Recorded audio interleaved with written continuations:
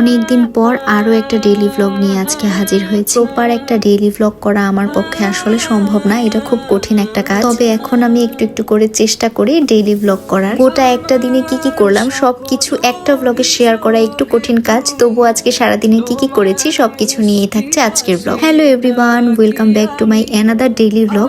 Daily blog করাটা আমার জন্য একটু কঠিন কাজ, তবু আমি ইদানিং চেষ্টা করছি একটু একটু করে আপনাদের সাথে আমার প্রপার একটা ডেইলি ব্লগ শেয়ার করার। ঘুম থেকে উঠে ফার্স্টে বিছানাটা গুছিয়ে নিয়েছি। চাঁদপুর থেকে এসেছি 2 দিন হলো। জামা কাপড়, ওয়ার্ড্রোব সব কিছুর অবস্থাই কিন্তু করুন। কোনো একটা ট্রিপ থেকে ফেরার পর কিন্তু এটা বিশাল বড় একটা ঝামেলার কাজ। আজকে আমি ডিসাইড করেছি সব কিছু আবার নতুন করে গুছিয়ে রাখবো। সবগুলো শাড়ি আমি বের করেছিলাম রোদে দেওয়ার জন্য, কিন্তু বের করার পর দেখলাম যে একেবারেই রোদ নেই, টিপ টিপ করে বৃষ্টি পড়ছে। বিয়ের প্রথম বছর এই ব্যাগটা কিন্তু আমার ননদ আমাকে গিফট করেছিল। ব্যাগটা আড়ং থেকে নেওয়া হয়েছে। আড়ংয়ের ব্যাগ কালেকশনগুলো কিন্তু আমার কাছে খুবই দারুণ লাগে, সব ড্রেসের সাথেই কিন্তু মানিয়ে যায়। তবে দেখতে সুন্দর হলেও এগুলো কিন্তু আসলে কোনো কাজেরই না। খুব অল্প জিনিসপত্রই কিন্তু এটাতে ক্যারি করা যাবে। অনেকদিন ফেলে রাখার কারণে এটার একটা পাশ একটু বাঁকা হয়ে গিয়েছিল। আজকে অনেকদিন পর আমি এটা বের করেছি, দেখেই কিন্তু আমার মনটা একটু খারাপই হয়ে গিয়েছে। খুব পছন্দের কোনো জিনিস নষ্ট হলে কিন্তু আমাদের একটু মনটা খারাপ হয়। সারাদিন ধরেই আজকে ওয়েদারটা বেশ ঠান্ডা, টিপ টিপ করে বৃষ্টি পড়ছে। ক্যামেরাতে আসলে বোঝা যাচ্ছে না, কিন্তু তখনও কিন্তু টিপ টিপ বৃষ্টি পড়ছিল। এরকম ওয়েদার কিন্তু আমার কাছে বেশ ভালোই লাগে। টুকটাক কাজগুলো সেরে চলে গিয়েছিলাম ব্রেকফাস্ট রেডি করতে। আমি কিন্তু নর্মালি ব্রেকফাস্ট করি না, তবে আজকে একটু খিদা পাচ্ছিল। বাসায় দেখলাম একটা বান পড়ে আছে, তো এটাকেই আমি একটু তাওয়ার উপরে গরম করে নিয়েছি, আর সাথে একটা ডিম। আর কিছুই আমি সাথে নিব না, এতেই হয়ে যাবে। তারপরে চলে গিয়েছিলাম আমি আমার কফিটা রেডি করতে।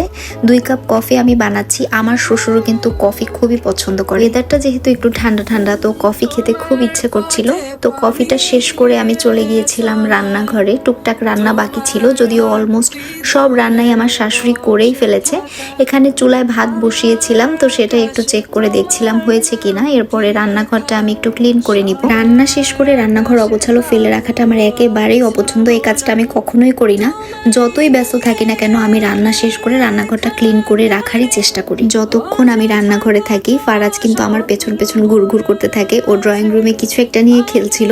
ও সব কিছু নিচে ফেলে দিয়ে তারপরে খেলতে পছন্দ করে। তো আমি এসে একটুখানি ওর ক্লিপটাও নিয়ে নিয়েছিলাম। অলমোস্ট 10 দিনের মতো কিন্তু আমরা বাসার বাইরে ছিলাম। বাসায় পুরুষ মানুষ থাকলে যেটা হয় আর কি। ফেরার পরে তো আমি জামা কাপড় ধুয়েই শেষ করতে পারছিলাম না, এখনো আমি আবার ওয়াশিং মেশিনটা ছেড়ে দিচ্ছি। কয়েক দফায় কিন্তু আমার ওয়াশিং মেশিনটা ছাড়তে হচ্ছে। কতবার করে যে ঘর পরিষ্কার করতে হচ্ছে সেটার তো কোনো হিসেবই নেই। যাই হোক, লাঞ্চের টাইম হয়ে গিয়েছে। এর মধ্যে কিন্তু আমি ফ্রেশ হয়ে গিয়েছি, ফারাজকেও গোসল করিয়ে দিয়েছি। এখানে আমি আমার লাঞ্চটা রেডি করে নিচ্ছি। আজকে কিন্তু আমাদের মেনু খুবই সিম্পল। ছোট